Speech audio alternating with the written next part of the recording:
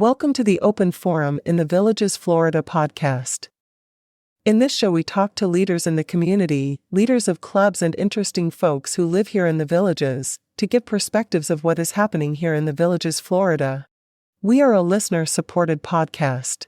How can you support our podcast? This is Mike Roth, and listeners, I'm thrilled to share with you this podcast, which is my passion project for you. This podcast brings me joy, brings you knowledge, inspiration, and a lot of things that people need to know about the Villages and the people that are living here and what's actually going on. Creating this podcast is a labor of love, even though it demands more time than I can easily spare. But hey, time isn't something we can buy back, right? Now, here's where you come in, the unsung heroes and heroines. You can help us keep the podcast alive and thriving. How? By becoming a supporter. There are two simple ways that you can support us. The first is a small monthly donation. Visit our podcast website, openforuminthevillagesflorida.com, and click on the black supporter box. Even a small $3 to $10 a month donation makes a difference. And guess what? You can cancel anytime, no strings attached. The second way that you can contribute to the podcast is by making a purchase of an Amazon product at Amazon standard prices, and we are paid a small commission on each purchase as an Amazon affiliate. That way there's no extra money out of your pocket, but you are supporting the podcast. Check every week because we're going to be adding new Amazon products that you can buy and support the podcast with. Thank you. And your support means the world to us. Stay curious, stay inspired, and keep those headphones on. This is Mike Roth on Open Forum in the Villages, Florida. I'm here today with Frank Soule. Thanks for joining us, Frank. Mike, good to be here with you. Frank, why don't you tell our listeners a little bit about your background regarding swimming and swim coaching? I've been at it for 25 years. I'm a USAT triathlon coach level 2. I'm a technician coach, and I'm very big on the technical and technique aspect of swimming, and been at that for a long time. I've coached everything from high school to the national level to club teams on the Jersey Shore. And presently I am the head coach for the VAST swim team here at the Villages. Okay, so you used the buzzword that people outside the Villages won't understand. What does VAST mean? The Villages Athletic Swim Team. Okay. And you say you're a swim technician. Why don't you explain for our listeners what that really means? I'm really big on technique. That's in plain English is I'm really big on technique. When I'm working with athletes, and I work with athletes all over the country. I have a couple pro athletes, triathletes who I'm working with presently. But it's how you get faster in the water it's all about technique, right? Golf, tennis, pickleball, any sport that is technically driven has to be coached from that perspective. So I work very deliberately with my athletes in their technical proficiencies because that's how you become efficient, right? It's the law of physics. You can't out-muscle the water. You're going to lose every single time. You must maintain the integrity of the vessel. The technique has to be clean. And that's what I work with. What's the biggest mistake that swimmers make? The biggest mistake I see swimmers make, especially adult swimmers, is they're trying to outswim and muscle themselves through the water versus using their body and technique, swimming from the hip versus the arms, trying to avoid shoulder problems. So the biggest mistake I see is just trying to muscle the water. Muscle the water? Yeah. What do you mean by that? Muscle the water meaning that you're trying to move copious amounts of water while your body is still retaining the shape of a tugboat. I always like to tell the story, a tugboat that wants to be a speedboat, you could put a big engine on it, but it's still a tugboat. Right. So the laws of physics apply here. If I can maintain the integrity of my vessel, stay long and hydrodynamic, apply the right amount of propulsion, breathe, stay relaxed, simply will say, this is what you'll be able to do and do it well. So it seems like you're saying going slower is really going to get you to go faster. Absolutely. I use a Navy SEAL term, slowest, smooth becomes fast. The SEALs say that. My athletes hear all the time, slowest, smooth becomes fast. So master it from the slow perspective. The speed will be a byproduct of the good technique. The rest is, as I say, just happens organically. All of a sudden you become faster. Okay. Frank, what brought you to the Villages? That's a great question. I was on deck in Arizona probably about a year ago, just got out of the water, and there were 3 or 4 of us standing around. And a gentleman who I swim with regularly said his parents just moved to the Villages in Florida. And I said, oh, the Villages, what's the name of the town? He goes, dude, that is the name of it's called the Villages. I forgot about it. About 5 nights later, I'm sitting on the couch with my wife watching a little TV, and I always have my computer doing some work. Yeah. I said, let me go to YouTube and type in the Villages. And I go, oh, God, I mean, look at all these golf carts and downtown and music. And I would say for about 30 minutes, I just started to tool around and look. And then I went to the real estate section, slid the computer over to my wife, which caught her attention. And I said, take a look at this. We were coming down to Florida the very next month. We were going to Disney World to celebrate our, I hope I say this right, our 44th wedding anniversary. My wife will correct me if I'm wrong. Yeah. And I said, why don't we go to Disney and enjoy ourselves? And then let's go drive up to those Villages and check it out and spend 3 days. And we did. I remember the day before we were going back to Arizona, sitting at the Starbucks in Lake Sumter about 6:30 in the morning. And I'm saying, yeah, this has a really cool feel for me. And I think our house was pretty much on the market before we even got back. My wife was on the phone with the realtor and getting the ball rolling. We were short-lived for Arizona, and we packed up, and here we are. Did you buy your house in the Villages on the first trip? We did. Let me be honest. No, we spent a lot of time with a whole bunch of different realtors, and we went from the north end to the south end. And we came back when we moved here. We rented for a few months. Okay. And then made the decision what village we wanted to call home. Yeah, that's the best way. I hear too many people say they took the trolley tour and they bought a house at the end of the trolley tour. Experiences over the years has taught us not to do it that way. So we were very fortunate with the realtor we had. She was phenomenal and really counseled us in the right direction. And plus experiences tell us this is the way we wanted to do it, and no regrets. We enjoy where we live and we love the area. Good. You're the head swim coach for the VAST. How did you wind up getting that job? Once I started doing some research on the Villages, I said, I wonder if they have a master swim program. So I'm a research nut. I typed it in, and sure enough, they did have a program. I reached out immediately to the president at that time, who was pretty much ending his presidency. And I said, hey, look, I'm a U.S. master swim coach, a triathlon coach. I had all my credentials. I'm just looking to get involved with the swim team. And within an hour, he came back and said, hey, we're looking for a head coach. So we scheduled, while we were down here, some dinner with that president, the new president. And as they say, the rest is history. I came here to retire, but I am now the head coach of the master program here. We have about 90, 95 swimmers on the team, ranging age from 55 all the way up into their mid-80s. And what kind of resources did you bring to the program in the way of coaching and philosophy? Yeah, I've been at it for 25 years. And again, my technical background, being a technique coach, and I was directed, there's a lot of people who are swim coaches, but I was directed to go into and really become really heavy on the technique aspect of it. I wrote a book on the topic for triathlete a few years ago, and it's still selling. And tell our listeners what the name of the book is, Frank. The name of the book is The 5B Method to a Successful Triathlon Swim. A long title, of course, but there were 5 Bs that I used in regards to as a foundation to learn how to swim. Balance, buoyancy, breathing, bio, and belief is a big one, because I get a lot of adult swimmers saying, well, I don't know if I can learn to swim, and my shoulder and my knee, and I haven't been in the water in a long time. And my job is also to be not only their swim coach, but their biggest cheerleader, build confidence for them, because once I can get them to do some of those more technical aspects of floating and breathing, the rest becomes history. They're all of a sudden, they're off and doing laps. Are they going to swim the English Channel? Probably not, but can they go to a pool here in the Villages or home when they go back home if they're snowbirds? Sure. And get a good workout, and something you can do, as we said, a bunch of our athletes are well over 75 into their 80s. You can still work out virtually every day doing it. Yeah. Swimming is one of the best exercises. Love it. Love it. Good.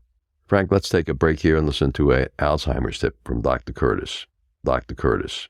Should people who want to reduce their risk of Alzheimer's and improve their brain health take something like Centrum Silver, which is advertised as a brain supplement? Well, another great question, Mike. So in a study published last year, they actually showed that people that took a multivitamin such as Centrum Silver actually did slightly better on memory tests. And this was a double-blind, placebo-controlled study sponsored by the Alzheimer's Association. However, the Alzheimer's Association has come out and said, we still don't have enough information to recommend a daily multivitamin. There was a study that showed no effect of a daily multivitamin a few years back that was also a double-blind, placebo-controlled study. So we do have conflicting evidence on whether or not you should take a daily multivitamin. So the question is, take a multivitamin if you have an unhealthy diet. If you have a healthy diet, get your vitamins from natural foods. Couldn't have said it better myself. Much, Dr. Curtis. Thank you for having me, Mike. Good. With over 20 years of experience studying brain health, Dr. Curtis's goal is to educate the Villages community on how to live a longer, healthier life. To learn more, visit his website,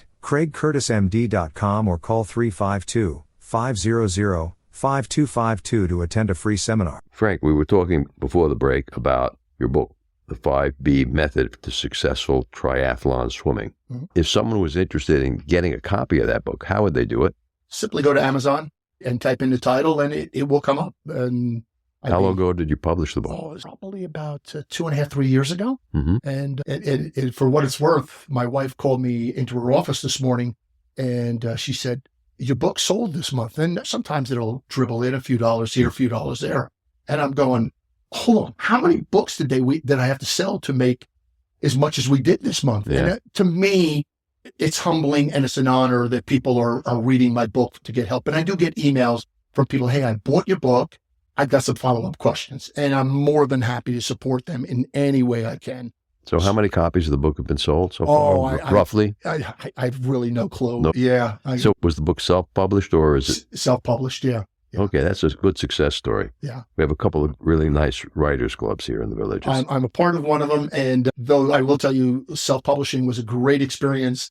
Hindsight, I made a whole lot of mistakes, but that's how you learn. Make mistakes and just don't hesitate. You know, I would tell somebody, you want to get in the water, get in the water. Don't worry about it. Just get in the water.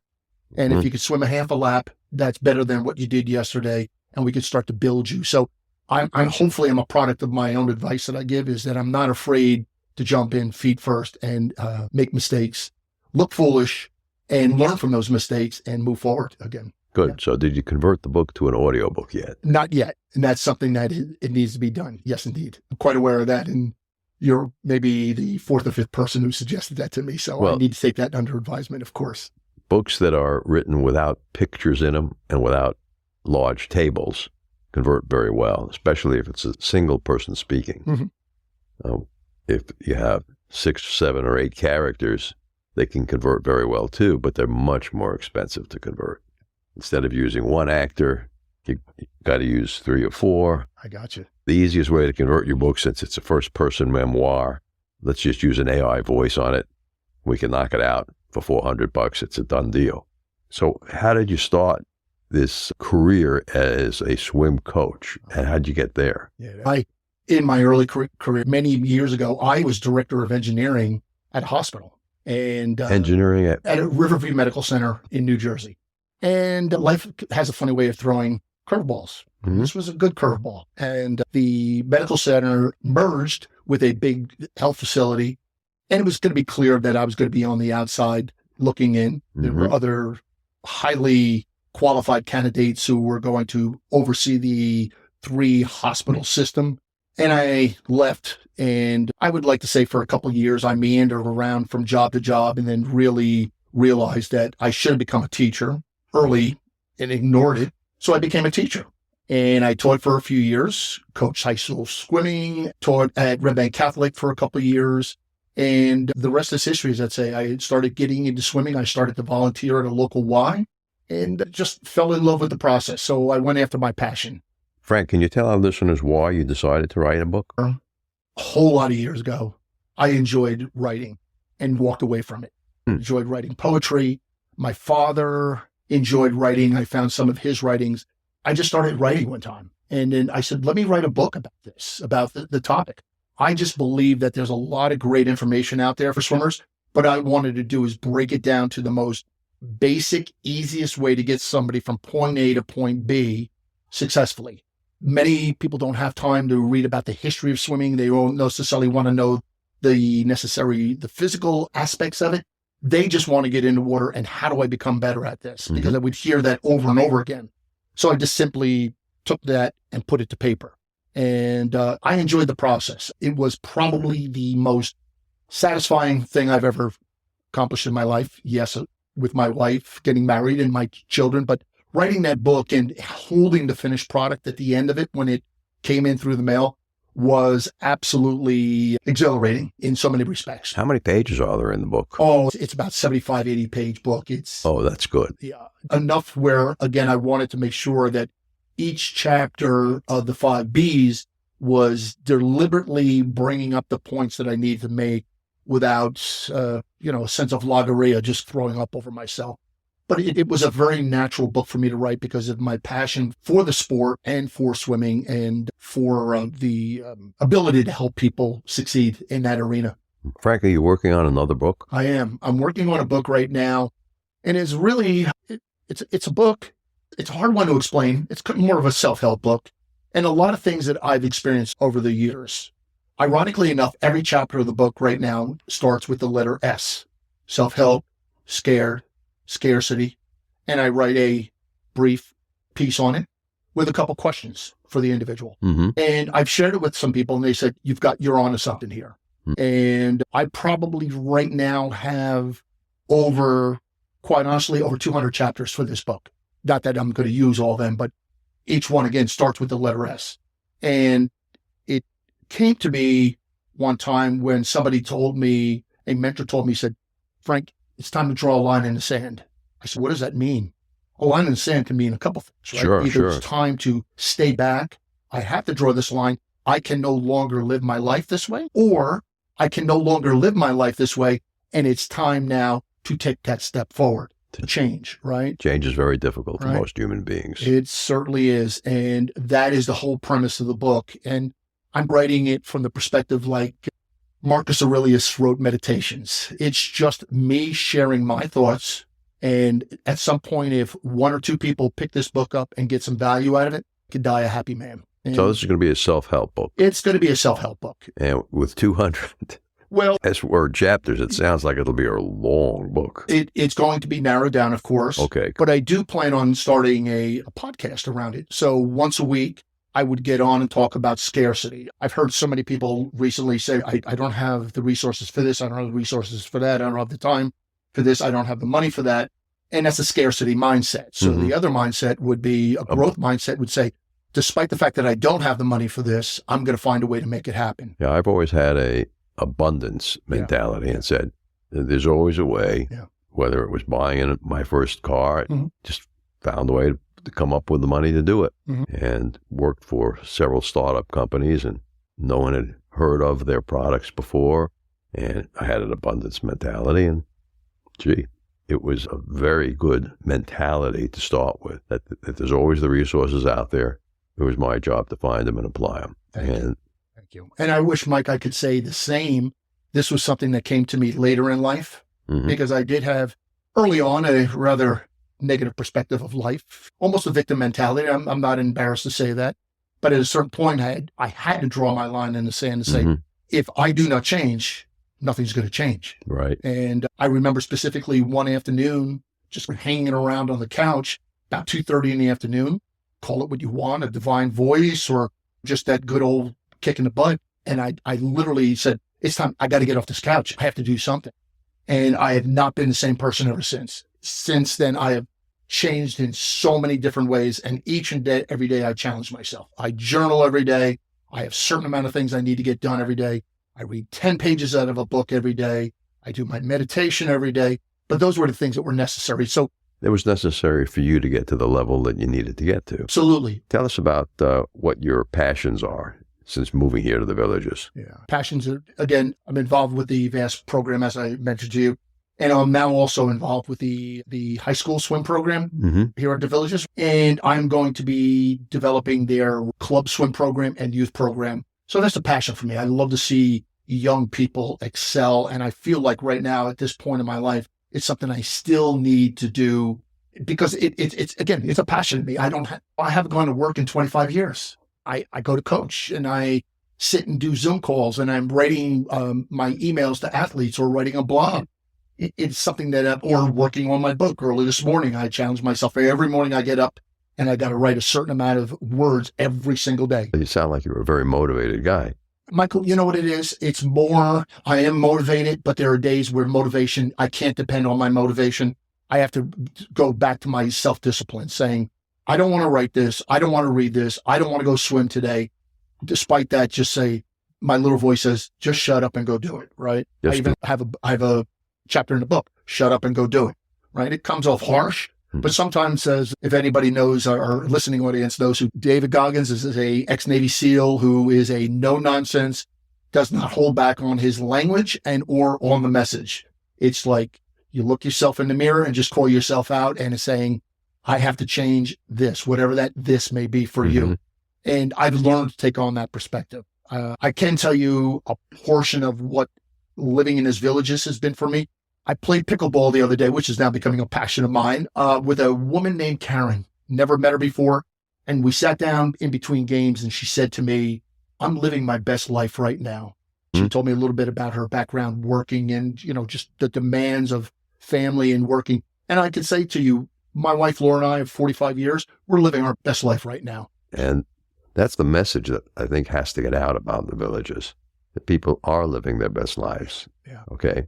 And it may not be true for everyone, right? But there are a lot of people that I come into contact with in various areas. That's exactly the truth. Yeah. And you brought up something just a moment ago, right? If I'm taking on a growth mindset, a positive mindset, I don't care where you live. You can find something wrong, negative, that just doesn't sit well with you. I choose to look at all the positive things. It's a beautiful day, but it's raining. It's still a beautiful day. It's not snowing. It's not snowing. So what I tell people is, yeah, there are some things about but I choose to stay focused on the positive aspects of what this life in the villages is all about. And as I said, I drove my golf cart all the way down from the north end of the village to be here. And I'm meandering at a bombing 20, 21 miles an hour. And I'm just looking and going, oh my God, this place is so cool. It's spotless. There wasn't a gum wrapper on the ground. I just choose anymore to look at what's not going well. And that, to me, we talked about drawing a line in the sand. Okay. That was one of the things that in early 2017, I drew a line in the sand. I said to my wife, we're not going to spend another winter in Cincinnati. It's over. Don't know where we're going to go yet. There you go. But I was mentally out of there. There you go. That's the line in the sand. And in my book, the reference to the line in the sand is made often. We draw lines in the sand virtually every day. We have to make decisions. I go out and do that mile walk that I promised myself I would do, or do I don't do the walk? Do I read the 10 pages like I promised myself I would do, or I don't read the 10 pages? That's where the discipline comes in. Motivation is one thing. I can get up and go, oh my God, I got this day. I'm going to crush it. How about the days you don't feel motivated? That's where discipline comes in. And you have to go back to what I like to use the word, one of the Stoics use, is prudence. The ability to discipline and govern oneself by the use of reason. Here's the reason why I need to do this. Here's the reason why I need to do that. Here's the reason why I should not do this anymore. I do lean on Stoicism a lot because I believe in the virtues of prudence, justice, fortitude, temperance, courage, wisdom. I literally will recite them virtually every morning to myself as I sit out in the lanai, and that's how I start my day. I started using customer relationship management software that had a calendar, and I use one today too. It forces me to do the things that I know I should do, and I can schedule things a year or more in advance and feel just fine about them. And those are days where I'm not going to get out and swim or walk a mile, but you know about it in advance. And that's okay. It's okay. You got to give yourself a little bit of flexibility to move in and out of it. But for the most part, we all know when we need to make sure we get done what we need to do. And I understand that with all that. It's interesting just to follow up on living here in the villages. My wife and I are busier now than we've ever been in our lives with activities. The Enrichment Academy, I'm taking multiple courses at one time because I'm just a lifetime learner. So the more I learn, I can stimulate the brain. I'm keeping those neurons flowing.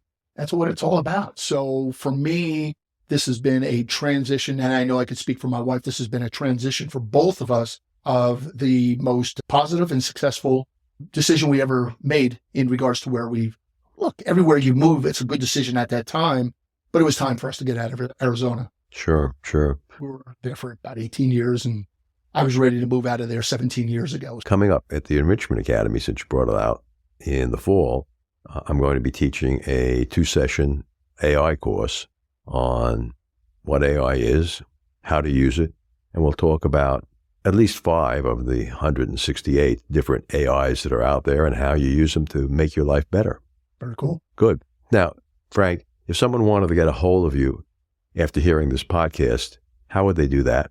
You can literally reach out through the VAST website. Mm-hmm. Right? You go right to the website, VAST Swimming. VAST. Yep, swimming. Swimming. Yep, that's it. .com. Yeah, you type that in and you get take you right there. And I do not have a website anymore. I've gotten to a point where I don't need a website. Actually, I don't want a website. I was getting too many inquiries, and I'm to the point now where I've chosen specificity on who I work with and when I work with them. Doesn't mean that I'm not interested in talking to people and helping them. You go to my Instagram account, which is TriSole, TRISOLE, and you can always reach me through that website there too, Great. or through that Instagram account. Frank, thanks for joining us today on Open Forum in the Villages, Florida, and I really appreciate you being on. Mike, it was fun, and I enjoyed every bit of this conversation. Thank you very much. Good. Appreciate it. Remember, our next episode will be released next Friday at 9 a.m. Should you want to become a major supporter of the show or have questions, please contact us at mike@rothvoice.com. This is a shout-out for supporters Tweet Coleman, Ed Williams, Paul Sorgen, and major supporter Dr. Craig Curtis at K2 in the Villages. We will be hearing more from Dr. Curtis with short Alzheimer's tips each week. If you know someone who should be on the show, contact us at mike@rothvoice.com. We thank everyone for listening to the show. The content of the show is copyrighted by Roth Voice 2024. All rights reserved.